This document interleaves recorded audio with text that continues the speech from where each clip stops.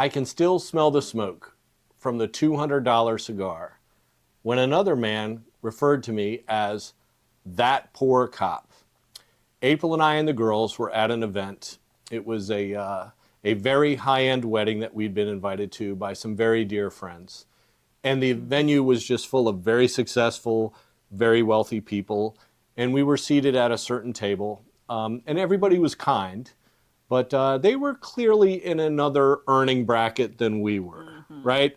Absolutely. They were kind of enthralled that we were, a public safety family, a state trooper. April stayed home with the girls at that point. I think we were about 35 or 40 years old at the time. And we went to leave, and one of the girls had forgotten their jacket. So after we got everybody in the car... We didn't do valet parking, by the way. No. No. In fact, we had the Suburban, which I'm going to touch on later in this video. So get everybody in the car, go back, get the jacket, and the gentleman didn't know that I had not officially left. He thought I had left, but I came back. And he had his back turned towards me, so he didn't know that I was there. And he said, "Man, I feel sorry for that poor cop, but he seems like a really nice guy." I grabbed the jacket. He didn't even know that I had heard what he said. So I'm driving home, and I'm kind of just feeling a certain way. And then we get home, we get the girls to bed, and then I told April what happened. So, you know what? That guy wasn't wrong about the salary. But what he was wrong about was us being poor. And we're going to share why he was wrong. So April and I have, raised 5 kids on a police officer's salary, and I think that's something to be proud of. Well, I mean, a career in public safety isn't exactly known for making you wealthy. Yeah. But standing here today after all these years, we've built a really good life. Yeah, so maybe that poor cop did all right after all. We've done okay in life. So wanted to shoot a video, just talk about the reality of a police or a public safety salary, and none of us signed that line, agreeing to put our life on the line, thinking we were going to get rich. We did it for something deeper than that, a bigger purpose than that. And for every police officer that I've talked to, every firefighter, every corrections officer I've ever spoken to, my age, the theme is the same, that the early years were just really tight. Like none of us had any money. We all were just barely scraping by. And when I say scraping by, I mean scraping by to buy groceries.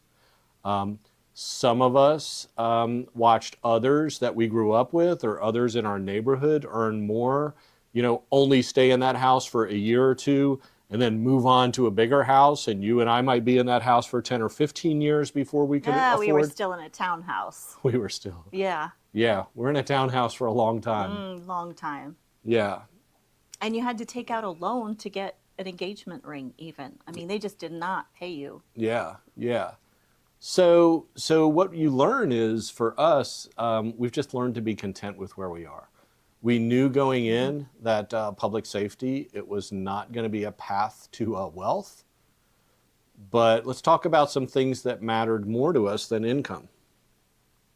Right. I mean, for me, my feeling was I was marrying a state trooper who had good character and who came from a fantastic family, just normal, stable, loving, loyal. And that was way more important to me, being a part of your family, than how much you made. I did know that you would have health insurance. Health insurance is key. But I'd never even heard of so you knew you weren't marrying into a rich family. Right. But you were marrying into a somewhat normal family. Very loving family. Yeah. But I think what matters more than income is just supporting each other through shift work and stress. You and I have a lot of shared goals. And what we realized is that, like you said, like our marriage is our real strength. Like that's our superpower, is our marriage. Right. And also our faith, because that's something that we definitely had in common growing up. Yeah. And so we knew we wanted to raise our children in a Christian family. Right. And, we just had to work out, where we were going to attend and plug ourselves in to what community. Yeah. And we figured that out pretty quickly and put a lot of time and effort into growing that part. Yeah, so faith was important. I think being grounded and having a perspective based upon your faith and your kids and your family. We're very family oriented. And we had a stable household, right? Like we didn't have steak every night, but we had a stable household. And I think that's what made us rich. So I don't consider us to be poor in any fashion. We did the very best that we could. We saved what we could in the kids' 529 plans. They didn't go to college having everything paid for. They had, you know, between $15,000 and $20,000 each in their 529 plan, and then the rest of it, they had to go work. They had to get jobs in college. Well, they got good grades and got some scholarships, thank goodness, because that really helped. Yeah, so the big thing is I think we were just present in our kids' lives. And we might not have been able to give our kids everything, but we definitely gave them a decent start. We gave them at least a leg up and gave them situations where they could make choices. And either they made good choices or bad choices. And sometimes bad choices are wonderful choices because that's how you learn. So, like we throughout our marriage have made some bad choices. And we're going to talk about one bad choice we made at the end of the video. But we definitely gave our kids a head start. So we were blessed in that we did make some financial choices that quietly helped. And that is that we started saving early. We've talked about this before. We did start to save early in our marriage in a 457 plan. And it was just small little chunks of money, but that consistency really mattered. And I referred to the old 2002 Suburban that we were hopping into the night that the man told me that I was that poor cop as he smoked his cigar. I can see that 2002 Suburban out the window as we speak. We still have it. It's 2025. No, it's 2026, folks. The Suburban has 315,000 miles on it and is still running strong. So we're rich in that we've lived within our means. We've really tried to avoid lifestyle creep. We haven't always been successful in that. We don't try to fall into the comparison trap. But April has some things to share about maybe what we didn't do perfectly. Well, one thing we didn't do perfectly was when it comes to credit cards, I really had a tendency to buy brand new clothing and shoes and jackets. And we lived near a ski resort, so of course we had to have snow pants and snow boots and all of that. That stuff adds up. So if I could do it over again, I totally would have gotten everything secondhand. We'd be going to the thrift stores and buying that stuff now. Yeah. Because we're going to tear it up. We're going to spill mustard and ketchup and everything on our stuff. And who cares what name it says on the label? Just get something, you know, that fit, that was a great color, that, you know, was in good condition. Yeah. So I would have done that over much differently. Yeah. I agree. Big thing too is we had no real budget early on.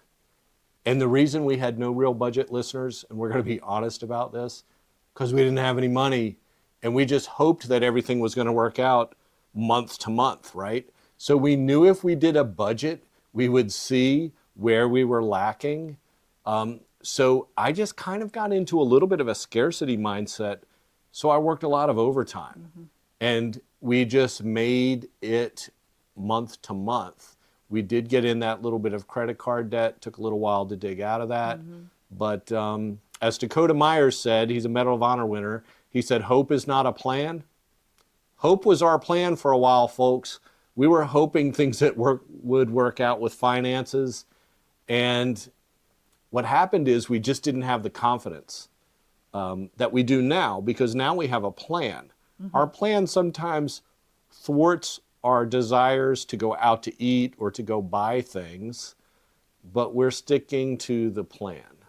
Right. But I mean, looking back now, we're we're nearing retirement. Getting close. Getting close, you know, pretty soon. Yeah. And we've got decent savings, and we've got a plan moving forward Yep. where we know what we're going to be able to withdraw every month, but that's not something we can touch right now. So it's not really helping right now. Yeah. When we actually kind of need it with all these kids in college and all of their things that they need help with. But everybody has a car. Everybody has a roof over their head. Yeah. Yeah. Everybody has food in their fridge. So I figure It might be ramen, but it's still food. right. They're going to Chick-fil-A Right. and asking for extra avocado lime ranch or whatever that dressing is. You open their refrigerator and it's full of these packs from these fast food places. But they're living. Our kids are resilient and they are Yeah. living. Yeah, they're you know, they're all okay. Some of them have graduated from college. Some of them have gone to trade school. Some of them, well, one of them still in college, figuring out what they want to do. Yeah. And you know, everybody, we are so blessed that the adult kids still want to spend time with us. Yes. We're very That's blessed in that way. amazing. Yeah. Yep. And honestly, like all of us in public safety, as we get into this pre-retirement or retirement phase, we're really just looking for peace. Like you've had a lifetime of a little bit of crazy in your life, whether it's police work, firefighting, corrections, nursing, whatever. You've had chaos. And now one of the things that just resounds with us and why I don't think I'm a poor cop is I have peace in my life. We have peace in our marriage. We just have peace. Going to bed at 8 p.m. is peaceful, knowing that that phone's not going to ring. So, you know, when I think back to that moment and I heard that guy smoking that big fatty cigar say, man, that poor cop, but he seemed like a really nice guy. I do understand what he meant. I'm not angry at him. There's no, like, it's not a defining moment in my life. We kind of laugh about it. But here's what I do know now. Like April said, we built a strong marriage. I think I did okay. I think this old cop did okay. I probably had a better night than he did that night in some respects after we got the kids to bed. I'm just saying, we raised really great kids and we stayed grounded in our faith. And we just did the very best that we could, man. I'm not saying it was perfect. It kind of sucked sometimes. Our marriage isn't perfect. We've had some little disagreements now and then. The thermostat. Oh, the thermostat. Yeah. But I would say, you know, for a poor cop, you did A-okay. I did A-okay, man. I'm proud of where I am. I'm proud of that 2002 Suburban out there. When I pull in a parking lot, I want people to think I'm poor, because I am. But if you've spent your life in public safety and you're getting close to retirement, you have definitely earned everything that you have coming to you. And that's what our channel's about. We really just want to build a community. We're not doing this for us. We're not doing this to monetize. Yeah, we'd love to hear from you. You know, and do you feel like you're doing all right? I mean, no, none of us are perfect. We all No. have things to work on, but you know, we're not wealthy by every definition, but tell us how you're doing in the comments. Yeah. You know, are you in a place where you thought you would be? Yeah, let us know in the comments. Maybe subscribe to our channel. Maybe give us a like. But yeah, we just wanted to do a quick video, tell that story, that version of that poor cop, because I'm sure all of you, no matter what line of work you're in, you've kind of felt a little out of place at times in certain situations. But just, you know that you're okay. You're doing the very best that you can in the season of life that you're in. So, thanks for watching. Take care.